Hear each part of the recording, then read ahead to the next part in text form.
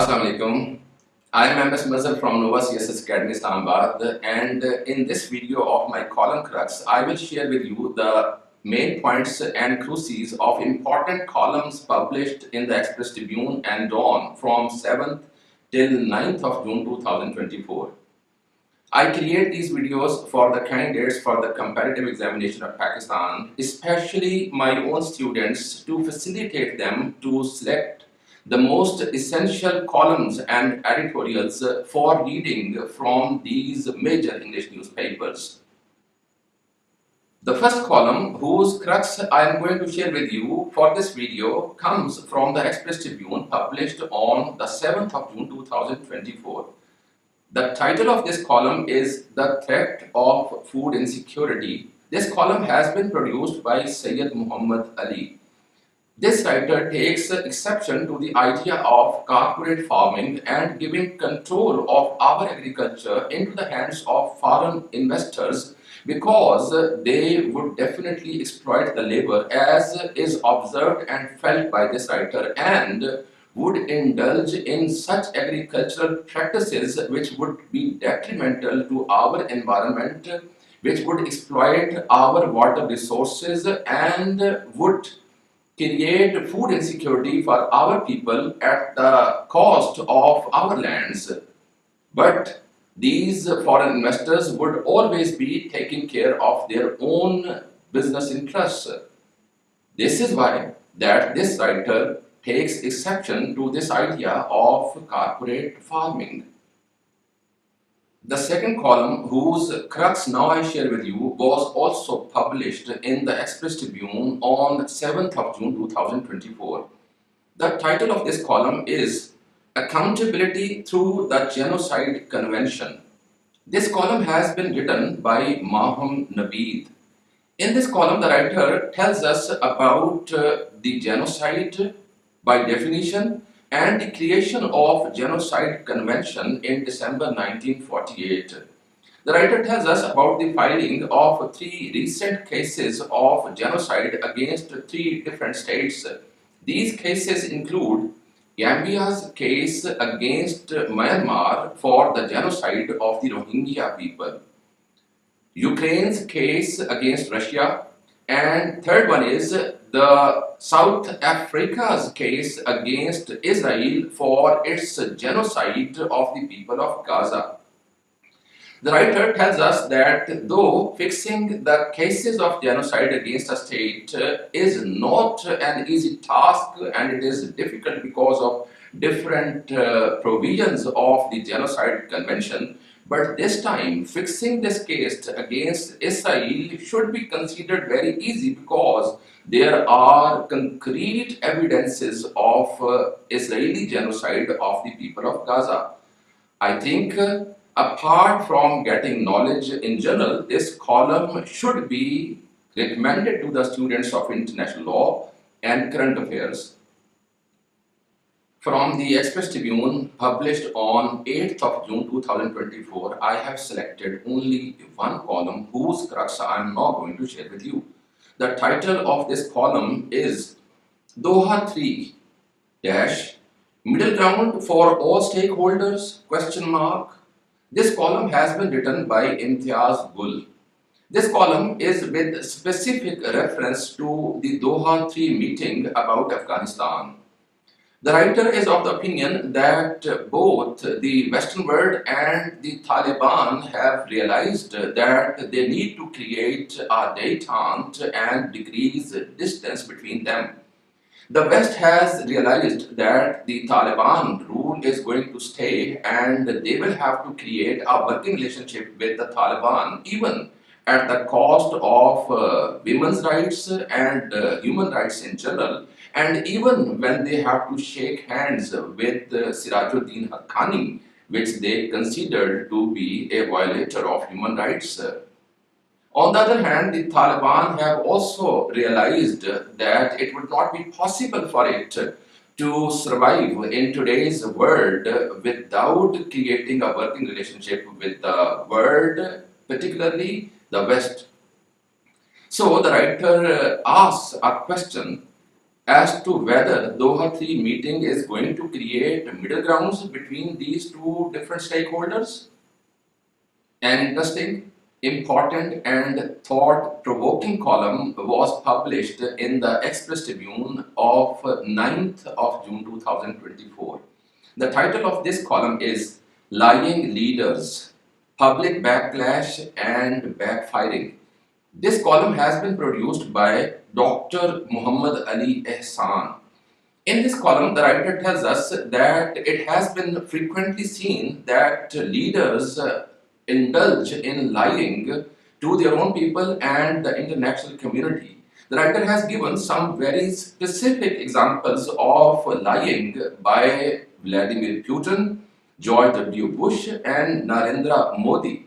The writer is of the opinion that these leaders are actually void of ingenuity, because of which they cannot handle national and international issues, and lying to their own people and to the international community seems to be an easy and preferred solution.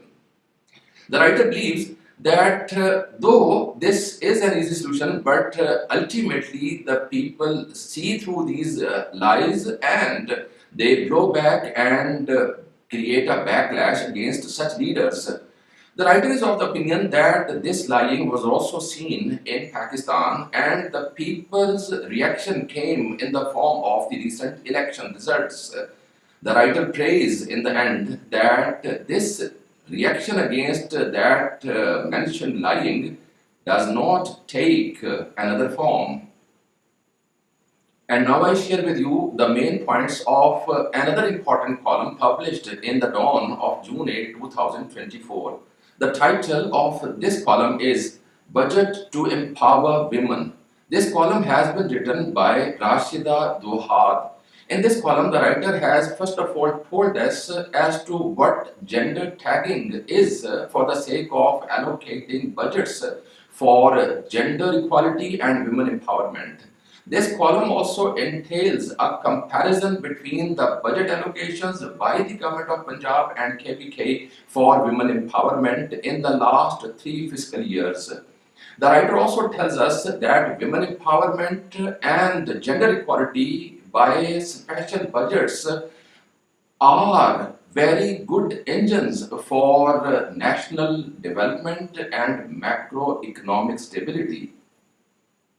And now important editorials.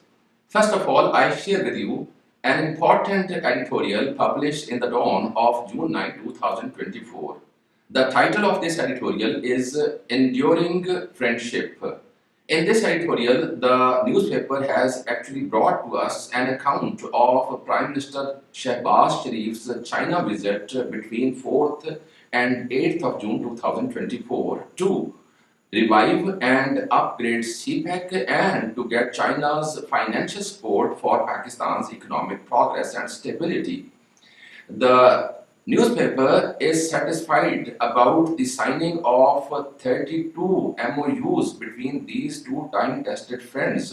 But the newspaper also advises that in order to get foreign investment and to attract foreign investors, Pakistan needs to create an investor-friendly environment by creating political stability, security for the foreigners, and financial transparency. I could find only one more important editorial for this video of column Crux and for my special audience that comprises the candidates for the competitive examination. The title of this editorial is Silencing Dissent, and this editorial has appeared in the dawn of June 9, 2024. In this editorial, the newspaper sounds alarm bells against the government's furtive action of installing a firewall to check and monitor every post on the internet and social media by the citizens of Pakistan. The newspaper is of the opinion that if such an arrangement is essential, then it should be discussed on the People's Representative Fora and sanctioned by the People's Representatives.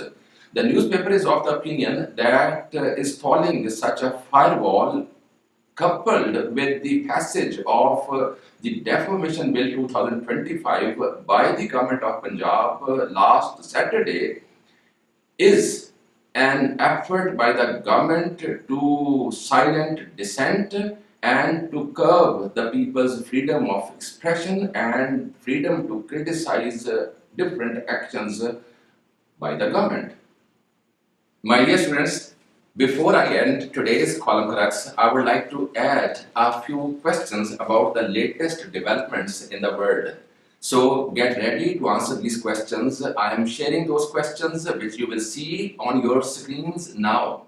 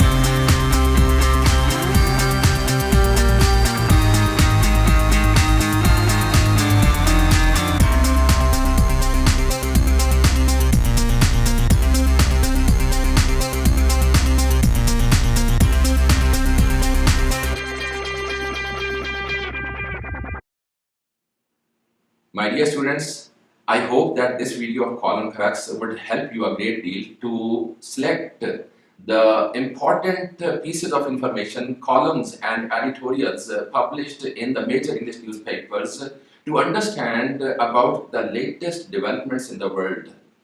I also hope that you will have a bird's eye view of other columns, editorials and news items to select for yourself for your optional subjects and for your knowledge building in other areas of your studies.